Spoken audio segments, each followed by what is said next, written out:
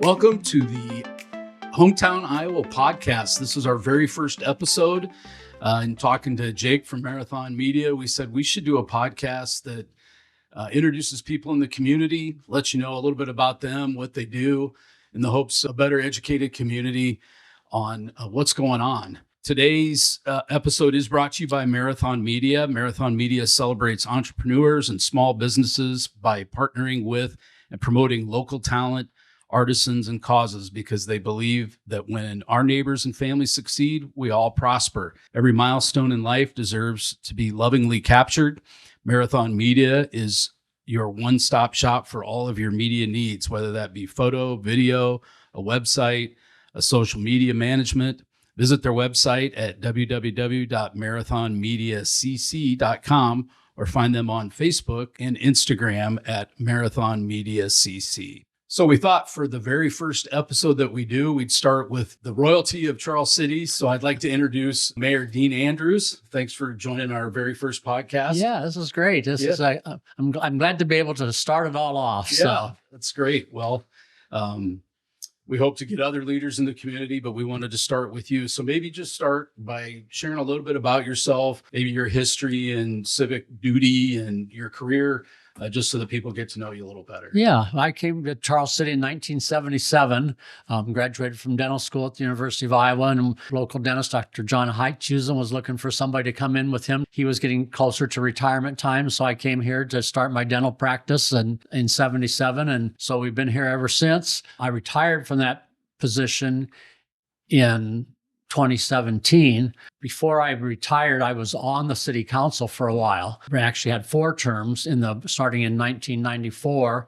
And then I was off for a while. And when Mayor Jim Erb was going to retire from being mayor, was the same time I was going to retire from my dental practice. And so because I kind of had some familiarity with being on city council, I thought, well, I could try to be mayor and see how that goes. And I'm just finishing my 8th year now of being mayor. So Outstanding. Okay. So what's going on in Charles City that you think people should know about?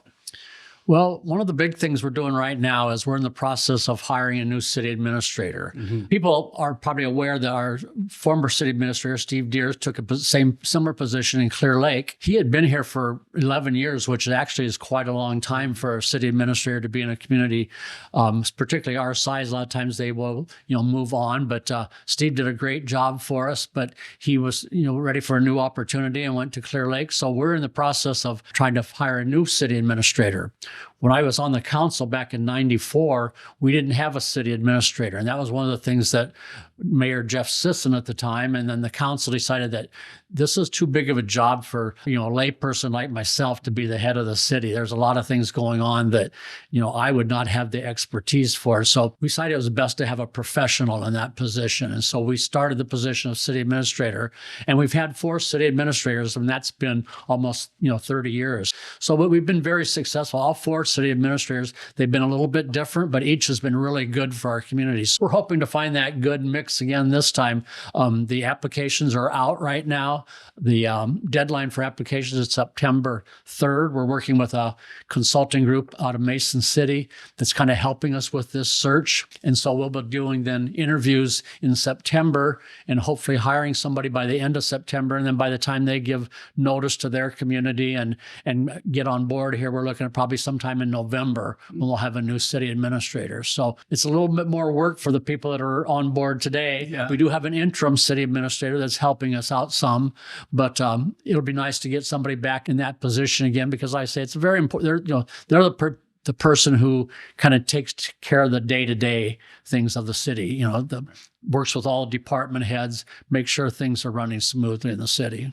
Since we haven't had a city administrator, I think when I was a kid, I always thought the mayor was kind of a figurehead of the community. And I know you do a lot. In a typical week, how many hours would you say you spend dealing with city-related things? Oh, probably on an average 15 to 20 hours a week. It's not a full-time, and that's why I like about it. Like I say, when I retired from being a dentist, that's when I started doing this, because it's a lot of daytime activities. That's unfortunate because it kind of restricts who can be mayor, unless you have Jim Erb was mayor before me. He was an attorney, so he kind of had a flexible schedule. If I was still being a dentist and have appointments all day long, I could still be mayor because I could go to the city council meetings and preside over them, but I would miss out on a lot of the things I do now as mayor that keeps me informed as far as what's going on in the community. So it's nice for somebody to be mayor who either is retired or has a job that's flexible enough that they can do daytime activities, because that's a lot of it. That's interesting. I know we have an open seat on the city council that will be filled, if I'm correct on that. If somebody's listening and maybe they've thought about that, what kinds of things would you like to see from a potential council person that would join the city council? Yeah, and we just did appoint Krista Noah on last Monday. She will fill out the term that Keith Starr, who retired. He retired from the council because his work life was becoming more and more time consuming. He just didn't think he had the time to devote to doing a good job on city council. So he resigned. And so we have appointed Krista Noah to fill out his term until the election. So she'll only be on the council for 2 months, and then she will have to run again if she desires in the November election, because actually in the November election we have 2 council positions, and the mayor position are up for election in November. And then we'll also have the person who will fulfill the rest of Keith's term, which is 2 years. So we'll actually have 4 people being elected in November: mayor, 2 4-year term city council people, and then 1 2-year term city council person. So this will give Krista a kind of a trial run, I guess you would say, to see how she likes being on the council. But yeah, as far as your question, as far as what are we looking for, our council gets along really well. Sometimes it looks like if you come to all of our meetings are, online, and so you can watch city council meetings live on Zoom, or they're also on our YouTube channel. But you'll see that we get along pretty well. And sometimes it looks like we're just kind of, oh yeah, okay, yeah, whatever you say goes. But we also have city council meetings, and on the off weeks we have city council workshops. And those are the meetings where we actually do a lot of discussion back and forth. So we have 5 people who come at this from different angles and have certainly their own opinions. A lot of times their opinions are similar because we're all working for the same goal to make our community better. So that's what we're looking for. Somebody who, they're doing this not because they have a grudge, they have one thing they want to change, but somebody who's looking to what's going to be best for Charles City, not what's going to be best for me as a council person, but what's going to be best for our community. And then be, I guess, bold enough, I guess I would say, to express your opinion, but also then to be attentive enough to listen to what everybody else has to say, because that's what we do at city council meetings. The council will most of the times we go around and everybody kind of shares their opinion. Even the other night when we were talking about appointing Krista, we had 3 candidates who applied. And so there was some difference in who different people wanted to fill that position. So we have that discussion, and maybe it takes 3 minutes, maybe it takes 20 minutes, but we listen to each other, form our own opinions, and then by the end of the discussion, we usually then come to a consensus of what the whole group thinks is right. And this council has been also very good, is even if you had an opposing point of view, when it comes to the end, everybody says, okay, this is what the majority wants, we're going forward with this, rather than saying, well, I wouldn't have done that. We're pretty good about saying, majority rules, let's move forward and do what we voted for. Are you planning to run again? I think I am. I was thinking about not running, but we're going to be having a new city administrator starting in November. And so just for some continuity's sake, I thought maybe I would go ahead and put my hat in the ring again. Okay. We have not brand new now. She's been here 3 or 4 months, our city clerk, Brittany Lentz. So she's relatively new. Our city engineer has been trying to retire for about 2 years, and we keep bringing him back into the fold because we can't find a replacement for him, but he's looking to retire. So I thought I would just run to see if I could maybe bring some continuity to the process going forward with a bunch of new people on board. We broke it here on the Hometown Iowa podcast. There you go. So if you were engaged with a stranger on vacation and they asked you to describe Charles City, what would you tell them? I would tell them that we have community that's not too small and not too large. I grew up in Council Bluffs, Omaha area. Then I went to school at the University of Iowa in Iowa City. So when I moved to Charles City, this was quite a difference for me to live in a town of, 8,000 people at the time. But I found it really a good fit. Both my kids, unfortunately, live in big cities. One's in Chicago, one's in Denver. And, they have a lot of quote unquote opportunities there, but we have a lot of opportunities that they don't have as far as, it's funny, when my wife and I were both working, we got to go home for lunch. We didn't live an hour commute from where we work. So, having that closeness, we have a beautiful community, I think, with our river. When we have visitors come visit us, like from out of state people that come here, or people, I've had relatives that come here and they all comment how beautiful of a community we have. I say, this is a small town for me when I first came here. And I always tell people that if I lived in Charles City 365 days a year, it might be kind of confining.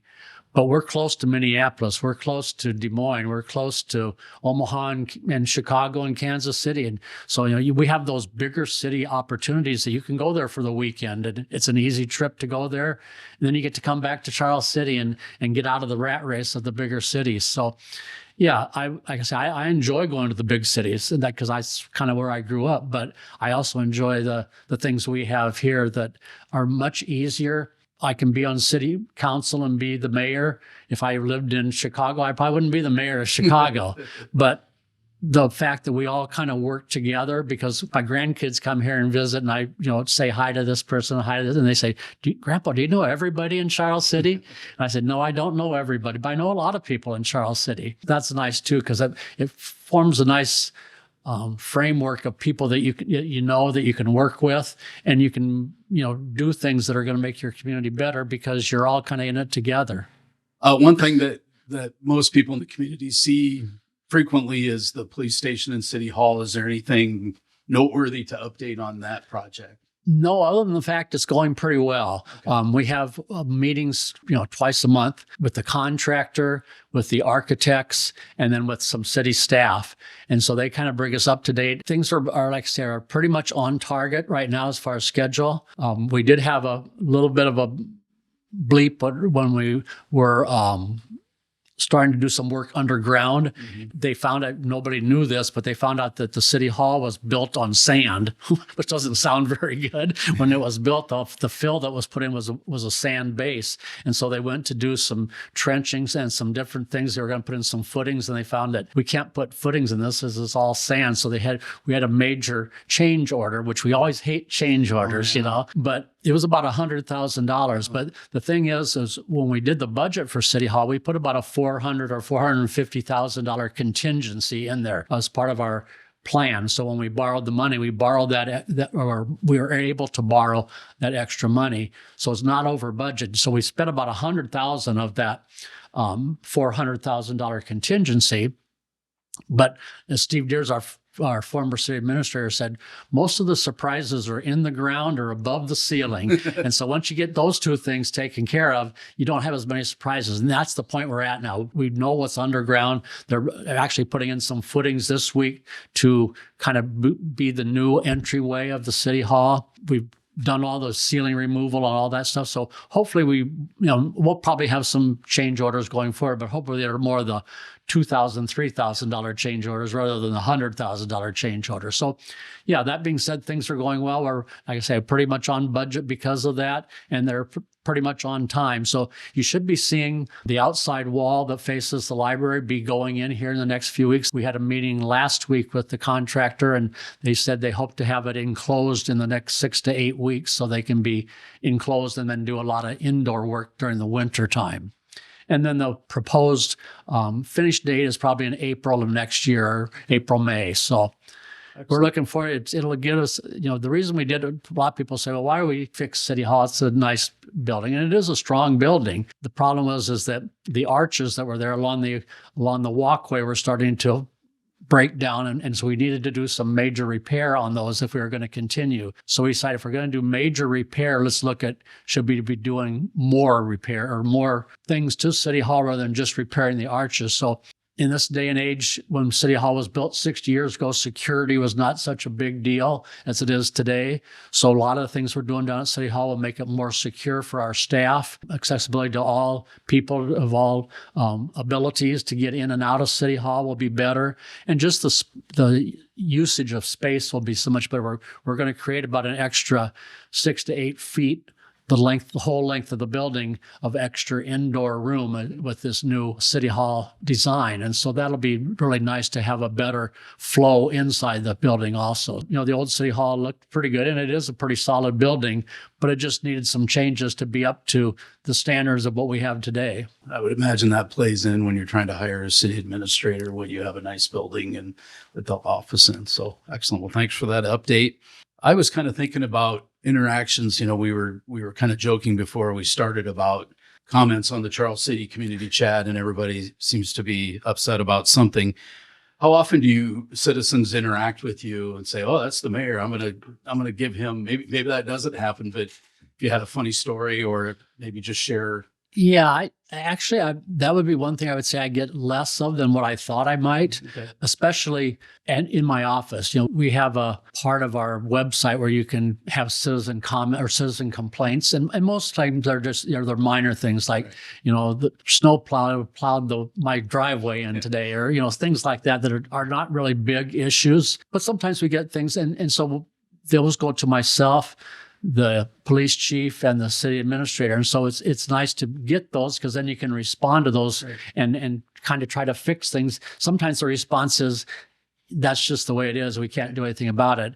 I understand your concern, but there's not, your solution is not a possibility. But people just still don't mind that, because they know that they've been heard, and you understand their problem. And if we can fix it, we can. If we can't fix it, here's why. And most people, that's why we like people to contact us, rather than going on Facebook or online and saying, "Boy, I wish the city would do this." And we're going, if you wish the city would do this, why don't you contact us and ask us? Because there probably is an answer to your question if you would just ask us. Right. I think people need to do that more. Not that I'm asking for people to, complain about things, but if you have a legitimate concern, make sure you call City Hall and tell them what your concerns are. And a lot of times it can either be fixed or can be explained to you why that is a concern. When I'm out and about, like say a party in the park or, different events, at school events or something, I do get people come up and talk to me. But again, most of the time they're things that are just a concern. They're not really big complaints. They're just a concern that they have. And I say, again, same thing. I can either say, well, I'll look into that, see what we can do about it, or here's why it's the way it is. So I think just having that response helps a lot of people if they have a concern, just to know that they've been heard and know that the city understands what their concerns are. So we hear a lot about our town needing good paying jobs for young families to come to town, to stay here, to raise their families here. And I know it's not just as easy as, we'll just go get some employers to move in here and bring 200 well-paying jobs with us. So maybe tell us a little bit about how that looks. Do we pursue companies? Do they come to us and say, this is what we're thinking about doing? Can you, help promote sell us on your city? Maybe tell us a little bit about how that works. Yeah, we work with the Area Development Corporation, ADC, and Tim Fox is the head person there, the executive officer of that. And they do a lot of work with businesses. They work with Iowa Economic Development Authority, who, if that agency has some businesses that they think would fit good in Charles City, they will tell us about those businesses, and then we can contact that business and work with them. A lot of times they're anonymous. They say, we have a business who is going to employ 150 people and they need so much space. Do you have that? But we don't know what that business is, because the businesses don't want to get their name out there that they're looking at here, there, or wherever. So, but Tim does a lot of work with those type of leads. Actually, we're pretty lucky. Probably 15, 20 years ago, everybody was out there looking for companies to bring in good jobs. we have a lot of good jobs in Charles City, and most of our major employers and some of our even not major employers are looking for employees. So what we have right now more is a people problem than we have a jobs problem. A lot of our businesses are looking for employees, but also a lot of the employees that work at like Zoetis or Cambrix, two of our major employers, don't even live in Charles City. They live at another community. And so what we'd like to do is get those people that are working here, actually living here, so they can be part of our community. They can, spend their wages here, but also they can be part of different committees. They can be on boards. They can run for city council. They can run for school board. So we'd like those employees that work here to be able to live here too. So we're always, like I say, looking for companies that would provide some good jobs. Matter of fact, we just got Curb Tender, which is a new business that's come here. They were out of Waterloo and they wanted to expand, and they came into a building that Winnebago had vacated. And so they build the garbage trucks, the front loading garbage trucks. And so that's a new business that we're just getting started here that probably only employs maybe about 10 people today, but they're working up to probably 50 people. And so we have a lot of jobs. People always say, well, we need more jobs. Mm-hmm. Well, actually what we need is the people to fill the jobs, because I know Zoetis and Cambrix are both always looking for people. And like I said, a lot of our smaller industries are also looking for workers. So we just need the people to get out there and move to town and take those jobs that we have. But like I say, we still are, if somebody comes and has a good company that wants to bring more jobs here, we're more than happy to visit with them too. One of my last questions is maybe what surprised you the most about being the mayor of a town like Charles City? Is there anything that surprised you? Well, that's a hard one. Part of it being because I was on the city council for so many years and then took some time off before I was mayor. So when I ran for mayor, I kind of had a pretty good idea of what was involved in city government. But I suppose one of the things that surprises me, and I think it surprises everybody, is when we have nuisance issues, like somebody, has 3 junk cars in their front yard, or a bunch of tires piled up in the backyard, or just different nuisance things. And people see that in their neighborhood and, they don't like that in their neighborhood, just a kind of a junky possessions, I guess. And, the old saying that one person's junk is another person's treasures. We have to be, aware of that too. You can't just say, well, that doesn't look good. Well, it looks good to me. Right. So when we deal with nuisance things, they have to be really a nuisance. They have to be something that's causing a problem, not just, I don't like the way it looks. But that is a long process. People say, well, why don't we get this cleaned up? Well, because the nuisance officers have probably been working on that for quite, several months. And so there's a certain procedure that you have to go through where you have to notify the homeowner. They have so much time to respond. Then you notify them again, and then eventually, if they don't ever respond, then they get fined, and then they can go to court, and then that court, being on the court docket, takes a while. So some of these nuisance things have been in the works for like a year and a half.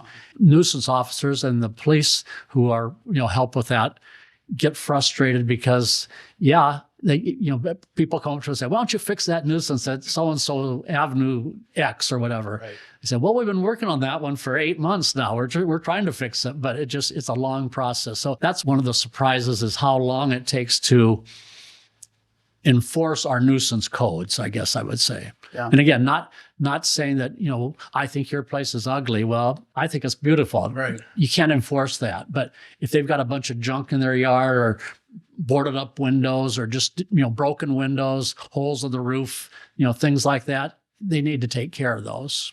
So it's not as simple as you drive by a house that just looks like a disaster. There's probably something going on with it. It's just the wheels are moving slowly. That's good to know. And hopefully our listeners will. Yeah, a lot of people say, why don't you fix that? Well, we're working on it. Right. All right. Before we finish up, is there anything else we didn't talk about or anything you'd like to share? Our city staff is really good. We, our department heads, their employees that work for them, everybody gets along well in our city, which is not always the case. We just had a visit we have a Main Street Charles City, and the Main Street America person was here doing an evaluation of them and talking about how, not all cities our city and the Main Street program get along well. We get along well with the area development. We get along well with the Chamber of Commerce in the school, because we see those all as partners. You know, if we didn't have the Main Street Charles City or the Area Development Corporation, we would have to hire somebody at the city to do those types of jobs. We do provide some support to those entities, but that's a small amount of what we provide them monetarily, because they're providing a service to us that if they weren't there, we'd have to hire somebody to do those jobs. So the fact that that all the different groups that we work with, as well as all of our employees, are all working, I think, on the same line is very encouraging. So really appreciate you taking time and yeah, chatting with us today to be part of the initial Hometown Iowa podcast. So yeah. we are hoping in future podcasts we can bring in community leaders. We would also love to visit with business people, maybe people who volunteer for different civic organizations. We just want this to be helpful for everyone in the community to know what's going on. We are in the process of getting our social media updated, so keep a lookout for that. And if you have ideas for future podcasts, we'd love to hear those. But we look forward to bringing on a wide variety of people that we think you should meet and know in Hometown Iowa.